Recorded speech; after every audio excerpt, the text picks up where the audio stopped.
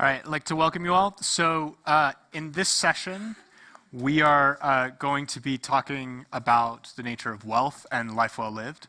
And I want to introduce all of us directly, and then we'll start a kind of conversational. We're going to have this be a much more conversational session than many others. Jane Wales directs the Philanthropy and Society program here at Aspen. Simran directs the Religion and Society program. I direct the Philosophy and Society program. And then Shelley Stewart directs the much more creatively named Future of Work initiative, which we're really grateful that you had that kind of spark when you put it up. Yeah. So the way that we'd like to do this is we've been talking about this topic together for a long time and are really interested in it in various ways. And we're just going to open that kind of behind the scenes conversation to you as we kind of go through.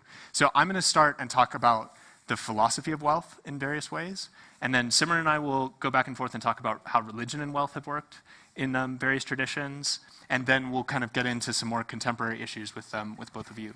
So I'll start with a couple of points on philosophy. The first thing is, when you think about how to live a good life, one way that you might think about philosophy is that it has nothing to say about wealth at all, because it's all about theory. And you should just be sitting, staring at the clouds, and reading books, which is not a totally inapt description of somehow. I remember an Oxford philosopher saying, the troubling thing about my discipline is that it often looks a great deal like napping, which is probably true for yours as well, yeah. However, I do think that the relationship to the material world is actually right at the heart of what it means to think about what it means to live a good life.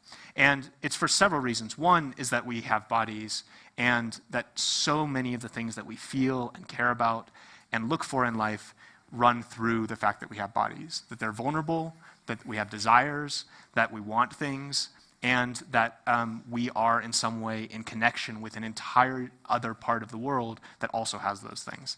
Vulnerability, desire, hope, anger, fear, and that runs very viscerally through what it means to live in the world. The question of wealth is a very central one in philosophy in general, and I want to give two different types of perspectives. The first is from Aristotle, who will say, what you want of wealth is to have enough of it that you can have leisure.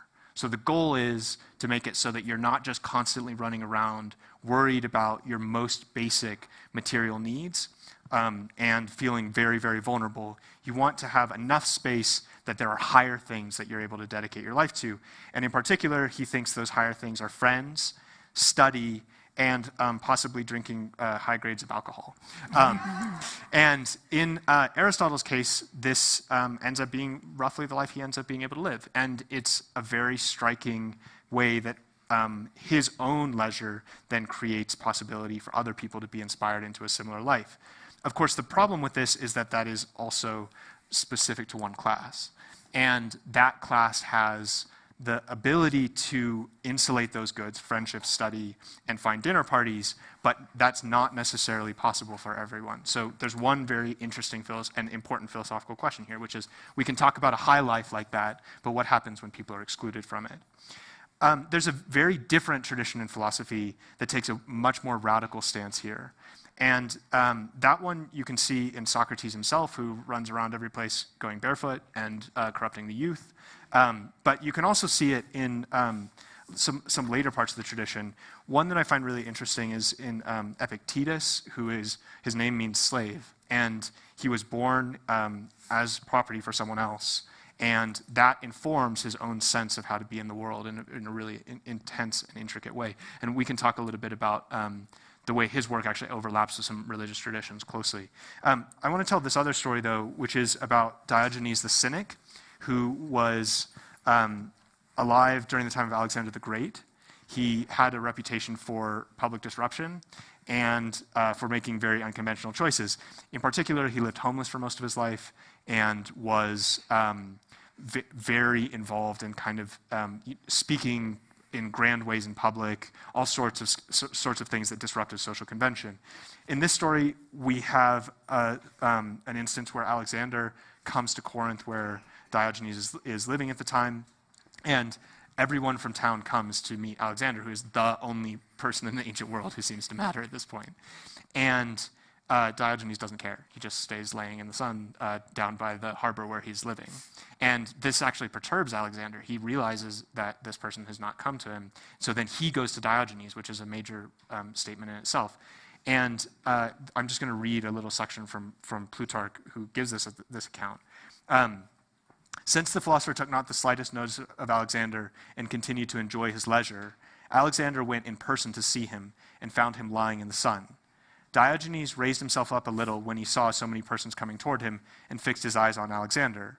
And when the monarch addressed him with greetings and asked if he wanted anything, and I should say, like, this is like the key moment in your career transition where the one person who owns the whole ancient world is going to give you half of Persia. So he says, I'll give you anything you want, right? And Diogenes says, yes, in fact, stand a bit out of my sunlight, right? That's it. That's the end. That's the end. And then Alexander leaves. That's the whole story. So that is a different kind of tradition, and it's one that involves detachment and a willingness to query very heavily what it means to be alive.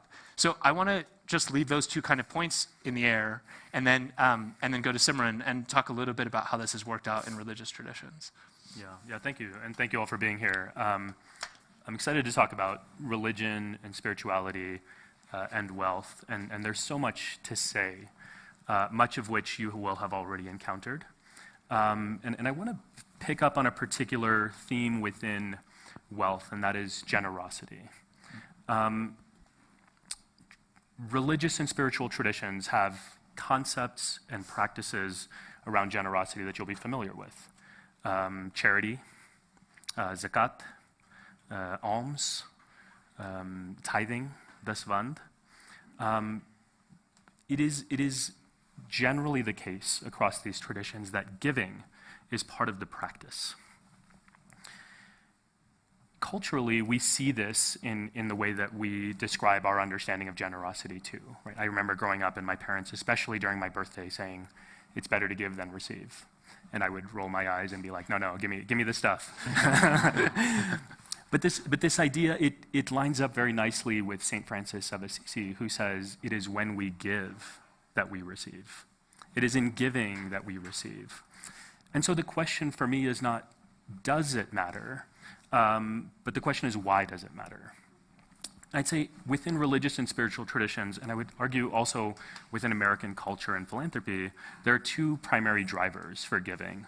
One is reward. You give generously because you receive something in return. And that can be karma, right? Karma points that help set you up for happiness later. Afterlife, salvation, right? Doing good deeds, doing well, doing for others is a way of receiving something. And in this sense, it's somewhat transactional. The other primary mode is one that's born out of love, out of concern for the other. I see you, I care about you, I feel your pain, I want to reduce your suffering. Right? And in theological traditions and spiritual traditions, it's also often grounded in an understanding of oneness, interconnectedness. Right? In the Buddhist tradition, you would call it interdependence or codependent rising. In Islam, you might call it tawheed, right? The oneness of reality. And these two forces, what I want to offer you is they're not mutually exclusive, right? If I think about what our culture looks like, or even in my own giving, it's usually some combination of the two, right? There is some self-interest. I'm hoping for something in return. Recognition, credibility, power, prestige.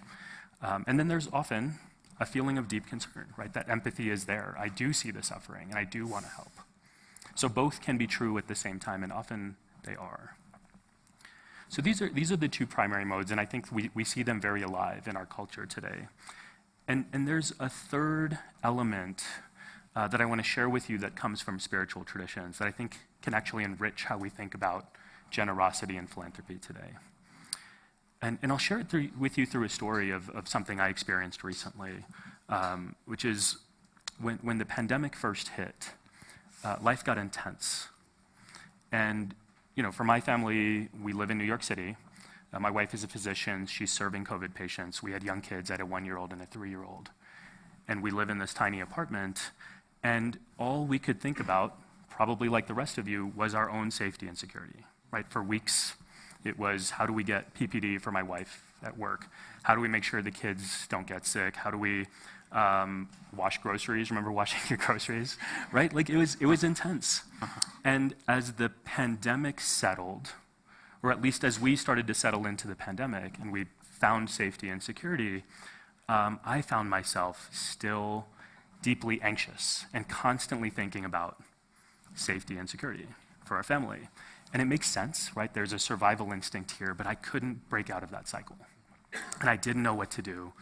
And I turned to my spiritual practice, my tradition, and it said, go serve others, right? That is our teaching. And so we started to, and we gave to charities and went out and started serving people who were in need of food. And I'll tell you, I was under no illusion that I was saving the world or saving people's lives, right? Like, my wife was doing that, and healthcare workers I wasn't even an essential worker, right? Like, what I was doing was tiny, and yet I could feel something transforming inside of me. And I think what I was tapping into is what a lot of our spiritual traditions teach us, which is ego is the source of human suffering. And in this moment, I was so wrapped up in my own world. The world had shrank to the 4 walls of our apartment, and I had become deeply self-centered. And generosity was my way of breaking out of that. So what we tell ourselves culturally so often is that generosity is a way of improving people's lives, which is true. Generosity is a way of reducing suffering in our world. That's true. But what I also found, and I think what religious and spiritual wisdom has to offer us, is generosity is also a way of helping us find happiness in our own lives and reduce our own suffering.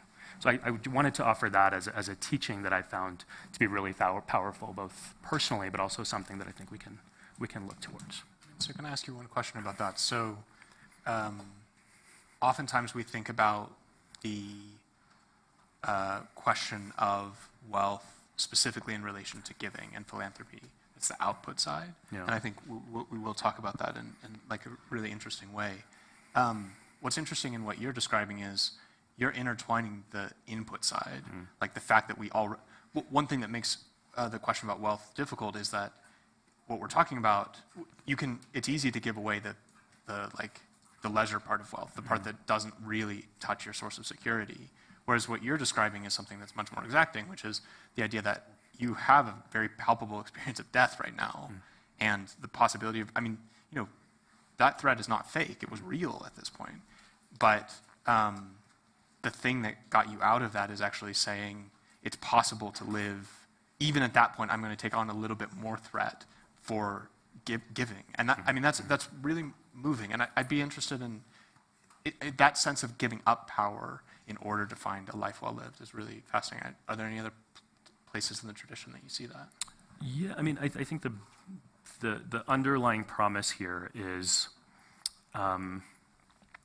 we can think of generosity as a spiritual practice, something that doesn't just transform the world around us, but also transforms us. And that's sort of what I experienced in a tiny way. And I think we've all experienced this. And so, the feeling that we get when we give to people who need it can be something that's, someone's hungry and you give them a meal, or it can be something of a different scale. But we've all felt this in some way. And I think this is the promise. If the intention is there, it doesn't happen without the intention. But if the intention is there, then it can become a practice. And it's something that we can bring into our daily lives and how we ultimately can start to shift culture. So I'd like to actually go to you, Shelley. And so now moving from kind of older thought and reflection and resources on this, in the case we were talking about a couple thousand years old, to much more contemporary things that have happened in the last few decades, how do you see current questions around wealth and property and what it means to be in a society together currently, and then what are the things that you find most interesting in that area? Yeah, so Sam, when you were talking about philosophy and its importance, there's sort of this widely held conception that it's very theoretical and that, it's one of your jobs to ground that and bring in the material. And I'm coming from a background in economics and sociology, which are seen as very material, especially economics is sometimes put on this kind of objectivity pedestal where it exists, it's about numbers, it's about finances, everything else is fluff, is culture.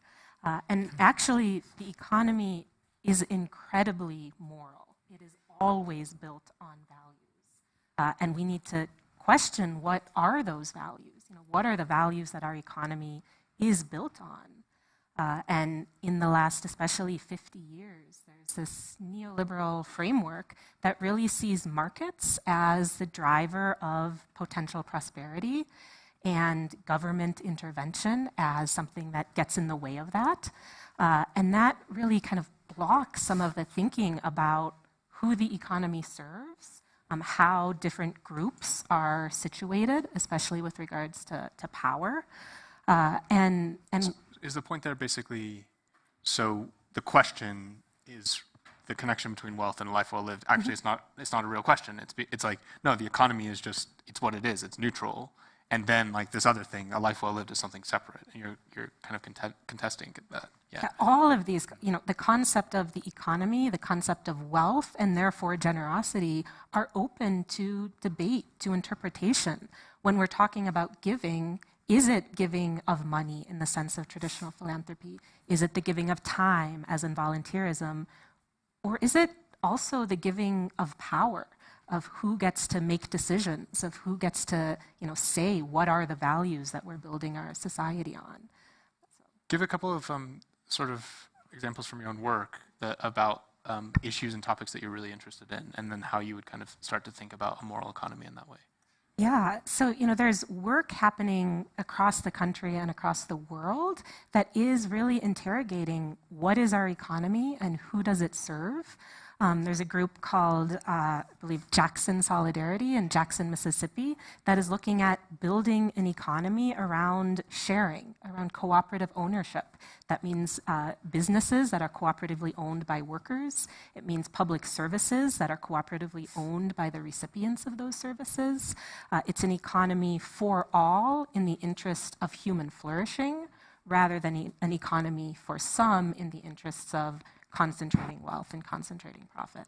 So, I mean, those are examples of exactly what you're talking about, a non-neutrality. You realize, the world is confusing, and we can actually sort of substantively embody values in those cases. Mm-hmm. And in naming that, it opens up the potential to change. Because what we see often now is the values that underlie economic decisions, economic policymaking are not questioned. They're seen as immutable, and therefore they are. But when we start to open it up and say, well, what are these values? What are we trying to do? Who are we trying to serve? Then we're able to change that and imagine something different. What are a couple of the values you'd really like to see instantiated? Yeah, I think, our economy now values property rights above all else, and we could imagine an economy around human rights, working towards human well-being, human flourishing, judging our economy not by stock prices or by GDP, but what is the quality of life of the citizenry, and that includes everyone. That includes looking at inequality and the distribution of power and the distribution of wealth. Jane, do you want to, I'd love to pull you in. So you have been doing a bunch of work around generosity in particular that's incredibly interesting. And I think it touches on a lot of these themes, both the general sense of health or unhealth that we have in this area of wealth and generosity, but then also exactly, I think in all four of our discussions, that basic question, which is the reason this is such a painful topic is because it has to do with our security and what it means to be safe in the world in a certain way. So I'd be really interested in general to hear what you... It's also about how to find joy in the world. Yeah, and right. Purpose, right? So, Simran, thank you for introducing the word generosity, which is all important. And I love your analysis, Shelley. I always think of, so neoliberal view is all about rational distribution of wealth, not about the equitable distribution of wealth. And that's where policy comes in. That's where philanthropy comes in, is to promote equity, and what you're referring to as human rights in all its dimensions. So, Samuel, I know you wanted a kind of a sense of the relationship of wealth to a good life, a life well lived. And it turns out, or I chair something called the Generosity Commission, which is a blue ribbon commission of folks from all parts of the social sector. that are looking at a variety of issues around giving and volunteering. But it does turn out that generosity has a lot to do with a life well lived. Wealth, not so much. And I suppose my answer to that would, I'll sound like Aristotle now. I've always wanted to sound like Aristotle. It depends to what purpose that wealth goes. If you're amassing wealth just to amass wealth, you're never sated. And if you amass wealth as a metric of your success, well, you always move the goalpost, right? But if you amass wealth or deploy wealth, let me put it that way, as a way to sort of express your values, to better the lives of others, to right a wrong, or to have that sense of connectedness that so many of us are now arguing, I don't feel that anymore. And there's so much about our fast-moving life that helps us lose that sense of connectedness. So thank you, Samuel, for referring to connection, as well as separating out, standing back for the contemplative life. So when philanthropy has grown hugely, right? And, we're at $500 billion of giving in this country. It's pretty extraordinary. But the chunk of that comes from individuals gets smaller and smaller, to the point that every year more money is given, but by fewer givers. And every year, this has gone on for at least 20 years more volunteer time is donated by fewer volunteers. Now, you could argue that first data point just reflects the concentration of wealth. Of course, more is given by fewer. But what about that second data point? What is the explanation for folks giving their time less? And do we have, on the one hand, we've got a concentration of wealth. Are we at a point where, to Shelley's point, we're facing a concentration of agency, a concentration of that sense that you can make a difference, that what you do matters? And I say if that's the case, that's a real issue for democracy, since democracy relies on the engaged citizen. That's a key ingredient. So if the average citizen feels they can't make a difference, that giving, volunteering, just engagement doesn't matter, that's a worrisome place to be. I'm going to focus probably most of my remarks, though, not on the Mackenzie Scotts and not, the mega givers, and not on the sort of professionally led foundations, both of which are, the mega givers and the foundations are upping their giving. However, everyday citizens have dropped their giving and volunteering in substantial ways. So let me just first describe what an everyday citizen is, right? This is somebody who volunteers for the soup kitchen. This is the person who joins the PTA. This is the woman who joins the Divine Nine. These are the people who show up to the town hall meeting, not solely to shout down the opposition, but in fact to listen, to learn, and to solve problems. And these are the folks that are practicing democracy, the whole process of democratic decision making. These are essential actors. Now just look in our democracy, and now I'm going to just look at their giving. In the period from 2010 to 2016, 20 million giving households dropped out of giving.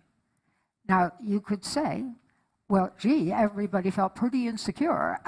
Their retirement account had just dwindled enormously, but they didn't go back when their financial picture changed. They still had a sense of precarity, which I can understand. My father thought the Great Depression was right around the corner and that I was being greedy to ask for a pair of shoes. I mean, it's just because, well, what are you going to do when the Great Depression hits, kind of thing.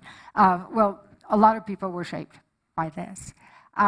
So I would just, and the other data point is just more money by fewer and more donated hours by fewer.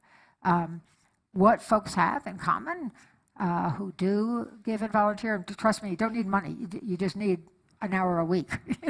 There's a lot of ways to engage, including voting.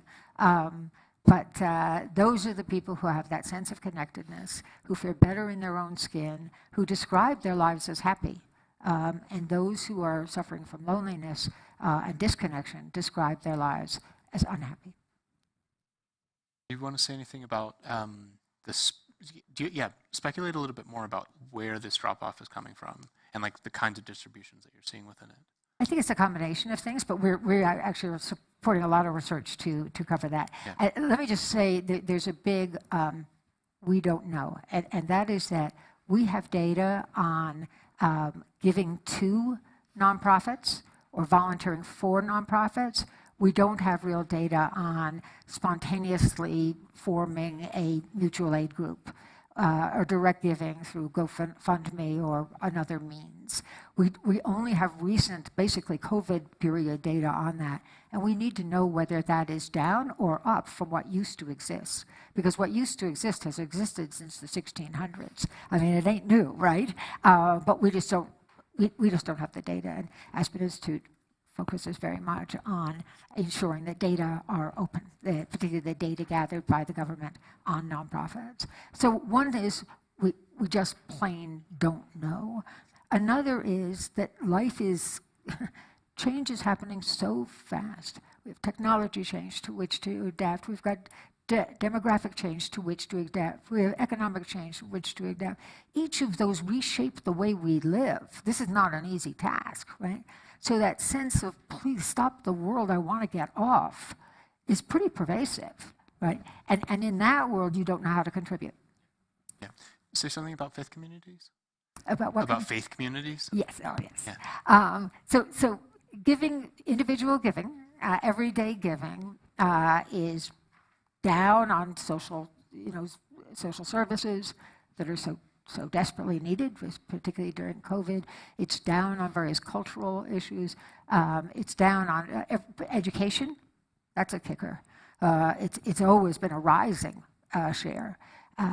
It is up on giving that is giving to or through faith institutions. It's up. It's up more than 6%. In real terms, adjusted for inflation, it doesn't look so good. But in terms of, it is one of the big upward trends. And the other two. We'll come to questions in a second. So, were you going to ask what were the other two? No. So the other two is one, international, because Ukraine tapped. I mean, it isn't so much the global south, it's Ukraine.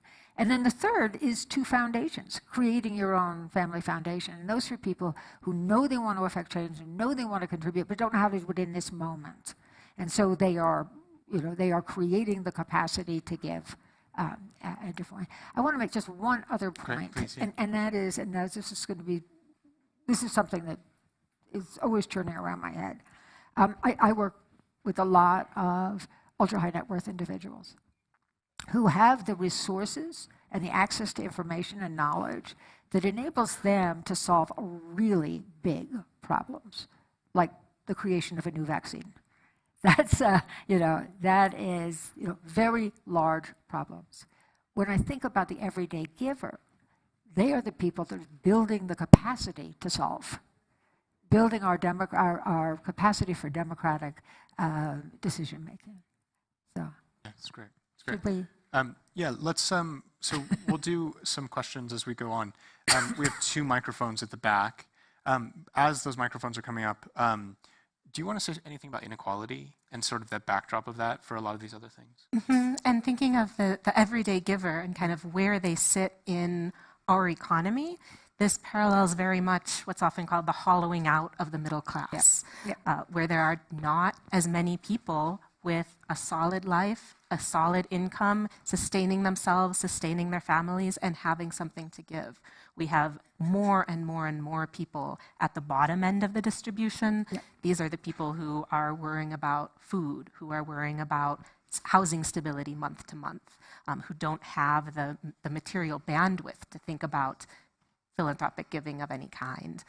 And then we have some people moving up into the very high wealth, and that's where that growth is happening. But this middle of civically engaged, socially engaged, and happy people is where we have the declines, and where a lot of this concern that we all have for democracy, for our overall well-being, is coming from. Great. So do you want to go ahead and ask your pressing concern, the microphones? I was just curious about giving to political parties. If some of that was where the money was being drained Right. from giving to social issues. Yeah, and that's a really important question, particularly at this moment.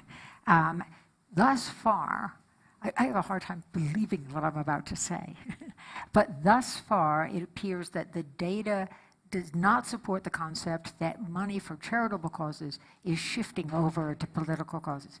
Thus far,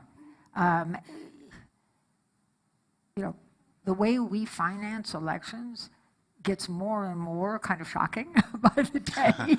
And so I don't know where this is going, but I would think, we all have just so much disposable income. I would think there'd be trade-offs, but the data don't show that yet. Oh, so many questions. Yeah, why don't you? Well, there are a couple comments. If you've got a declining or disappearing middle class, then you're missing. You mentioned that the engagement of those people goes down. So then the people with the wealth that are able to divert funds to the things that are important to them get to make all the decisions with it, how that money's used, and the middle class doesn't get the co-construction. They don't get to the advantage of being a part of that process, which is a shame. So it's just a comment. But my one question I had was, let's see, where is it? When you were talking about, when you were talking about wealth based on economy versus human rights, is there a society in the world that does a better job at that, obviously, than the United States? And what does that look like? Can you characterize it? Yeah, there's work being done kind of around, like I mentioned, the country and the world on what that can look like. And there's a rich tradition in indigenous cultures of looking at how our society is organized and how to serve one another in a way that protects the future as well as the present. And there's groups around the world. There's one in Alaska, which is in the U.S. context again, but doing a lot of work to rebuild what our economy is that protects one another in the sense of human rights, and also with climate change in mind, what that looks like for the environment in a way that regenerates instead of extracts. I'll just say one thing here. So it is striking how when you live within a particular culture, you take its norms as immutable, and as these are just universal laws. It's also striking that things like what you're describing, property rights, are very recent, actually. So probably we don't see anything like our current property right structure until the 17th century. And the kind of context you're describing, the idea that we live within the land, for example, rather than owning it, is a wildly different conception. But you can still kind of flip yourself into that and imagine what it's like to not have things owned. There are a couple of interesting examples of this lingering even in European property law. So the two that I think of often are the the old by hook or by crook. This is about how if you're walking on the public footpaths, which are thrown throughout England, you can take any food that's growing within that distance of a staff. And it's still legacy within British law. Another interesting one is in Sweden. Outside of people's gardens, the nation is basically considered as a common, and so people own land, but you're also allowed to camp on it. Basically anywhere in the country that's not just kind of circumscribed in that kind of garden way. These are kinds of ideas that strike us as out of touch with our current tradition, but also actually still kind of intuitive. This idea that the land can't quite be owned. So yeah, let's take a couple more. Yeah. Oh yeah, please, Simran. Just briefly, to pick up on what you were saying about indigenous traditions. Speaking as a historian, I think sometimes the value of thinking about something as pervasive as capitalism in our society today gets really hard to look around the world and find counterexamples. And then we have a failure of imagination because we're like, what else could it possibly be? And sometimes looking backwards, as Samuel was suggesting, can be a really powerful way of reimagining. and giving us new ways of thinking. And one of the ideas that really strikes me, you're talking about property rights. Within many spiritual and religious traditions, we talk about life as transient. You don't actually own anything. You're in the world, but you're not of the world. And I think that model of thinking may give us a way of thinking about ownership in our society today. What does wealth mean? What does it mean to have? In the culture where I come from, linguistically, there's no way to say that I own something. I would say, like this cup or this pen, I would say mere kol hai, it's near me. And so this is language reflects worldview. And so just pushing ourselves to look beyond what we know, the norms, can give us opportunities to think a little bit different. Yeah. Let me just add also that behind mutual aid is that sense of mutualism. Everybody is responsible to the community. Can I just add to your point and just say that the middle class has always been our source of stability, our source of trust, our source of community, and our source of problem solving. So you're absolutely right. It should concern you. Is it okay? So, hi, I teach in this space. I'm at University of Southern California, professor in the Price School of Public Policy. My area of study particularly is around community wealth generation. And I just want to shift the thinking for a second, because I think, Jane, you mentioned that one of the ways that we can balance equity is through philanthropy, which has been the tradition in our country for many, many decades. I would like to say one of the other ways that we can shift that conversation is around creating wealth, individual wealth in those communities. And one of the ways to do that is through models, and I think, Shelley, you mentioned it. One of the ways to do that is through cooperative ownership of businesses. For example, utilizing place-based assets like anchor institutions, creating businesses from those. So if we think about not necessarily cutting the pie up into yet another piece, but creating a whole nother pie, what we want to do is elevate generational wealth. And one of the ways to do that, if we look at one of the big problems we have right now is if we look at the wealth gap, and in particularly between home ownership and wages, we know that's off the charts. One of the ways to increase that is through home ownership. And if we can create that equity and those programming through whatever tools we have at our disposal, we're lifting that middle class. To Jane's point, we need to create a more robust middle class. And so when I think about the title of this program, which is Breakthrough Equity, what are those tools that we can in fact find amongst us that are out there right now that are those tools? So that's it. Do you have any comments about that?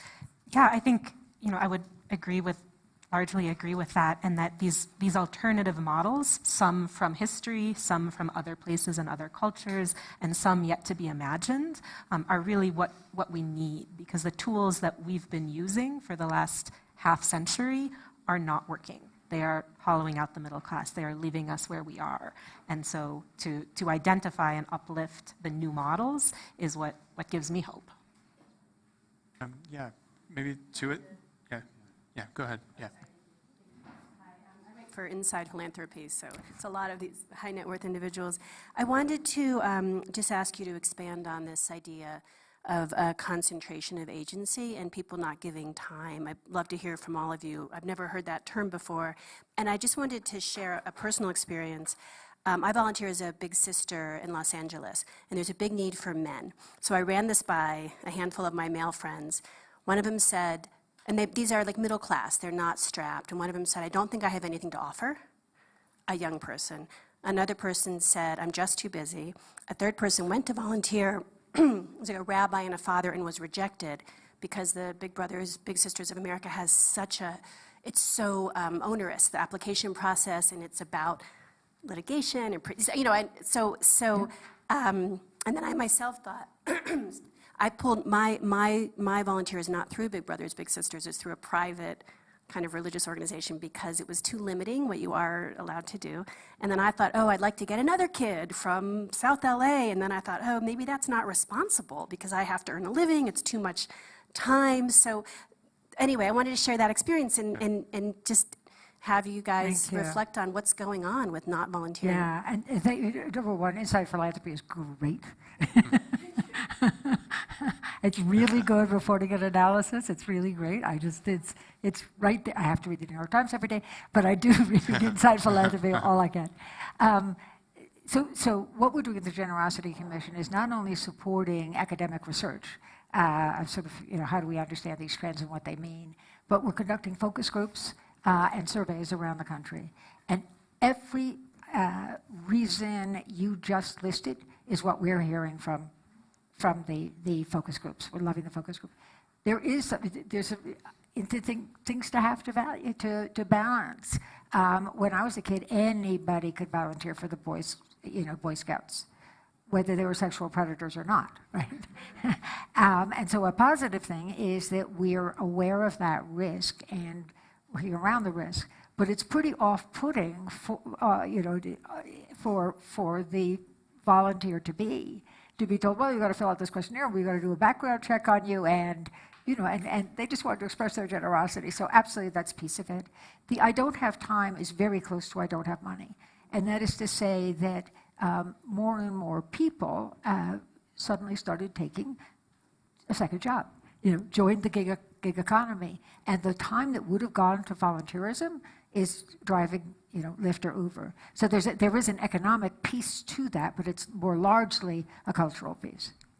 And to build on kind of the economic piece as well, engagement is a muscle. It needs to be used. It needs to be built. And the place where most people spend most of their time outside of home is work. And we know that engagement in work, and especially meaningful engagement that gives the ability to change, the sense of agency, has decreased. Labor unions have been cut in half.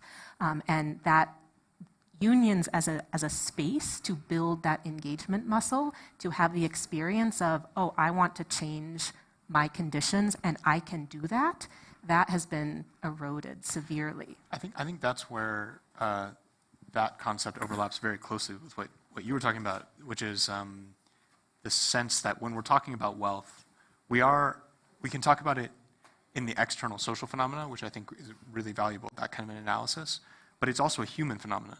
And the kind which has to do with our own fears of death and insecurity and the capacity to do what we want with our lives. And in some way, I do kind of wonder whether it's possible to have a society that has a different orientation to wealth without addressing that human substrate. It does, it's just too visceral to be able to do it another way. Yeah.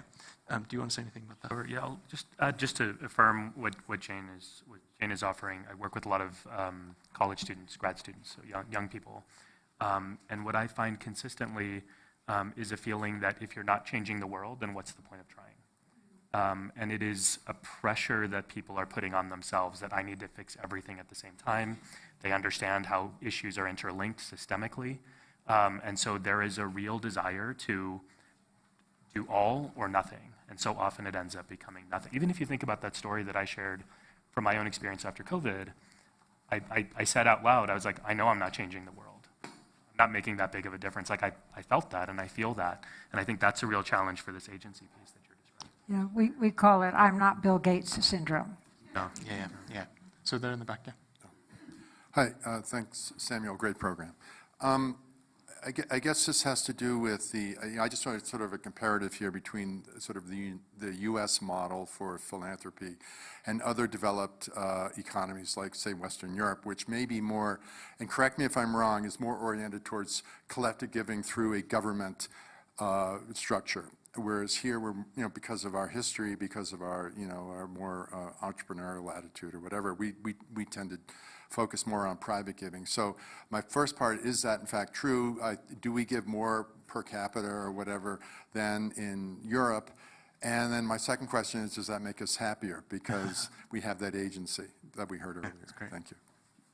So if you put together taxes and charitable giving, you're probably kind of matched. That is to say that our allergy to taxes and to a government role in lots of places forces us to rely on individual action in ways that are not always the right balance. Whereas Europeans have accepted a much bigger role for the state, and so the social services, et cetera, that we financed privately or financed by the state, for example. Even the think tanks. I mean, after World War II, the European governments created think tanks, institutes in various issue areas, financed by the government. Here, Brookings Institution is not financed by, here or Aspen Institute. We, in fact, won't take most government money. So, but you say more on this because you're... Yeah, well, I would turn to one of our opening reflections on, wealth of what, and especially wealth of money versus wealth of power. And in a healthy, functioning democracy, if taxes are high, or whatever taxes there are going to the government, it is the population, directly or indirectly, voting on how that money is being used. And so in paying those taxes, there's a giving up of power, of decision-making over where that money goes, versus the private model where even if more money is being given, the power is retained because it's the individual choosing where that money goes. We can take one more question and then short answer. Let's go here, actually. So just to step back on the definition of the classes, can you talk about how we define middle class today and maybe the others? I think it'd be really helpful. That's great. Yeah, do you want to take that? Sure. There's many definitions and not one that's widely held. Often income quintiles are used, with the middle being the second, third, and fourth, versus the bottom and the top. Do you have any sense about the ramifications of that? So as you look at class, does it actually feel like a coherent concept? I think this is where an international comparison comes into play. Class has never been a very salient identity in the US. Even as by numbers the middle class is shrinking, everyone says they're middle class. Those at the bottom and, to some extent even more so, those at the top, versus a class identity that maps onto what the income distribution is. All right, this has been such a delight. Thank you all so much. And thank you.